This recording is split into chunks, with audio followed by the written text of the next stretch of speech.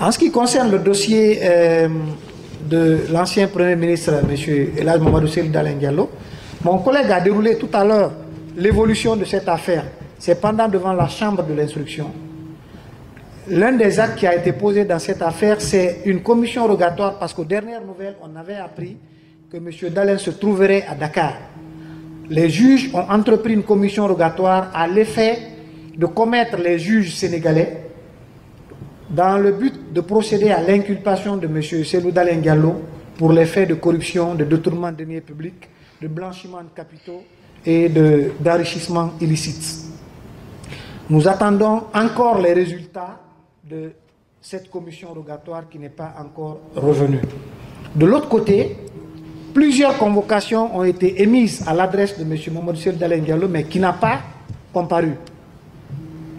On ne sait pas pourquoi, parce que son domicile a été identifié. Les convocations par voie d'huissier ont été acheminées à ce niveau. Nous attendons toujours la réponse, mais toujours est-il que les juges ont beaucoup de voix lorsqu'un individu ne répond pas ou ne défère pas à leur convocation. Ils ont la possibilité entre les mandats d'amener, les mandats d'arrêt, qui peuvent facilement être décernés lorsque un individu ne défère pas à leur convocation.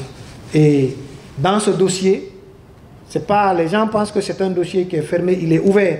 Et chaque fois, nous faisons le point avec la chambre de l'instruction dans cette affaire Air Guinée.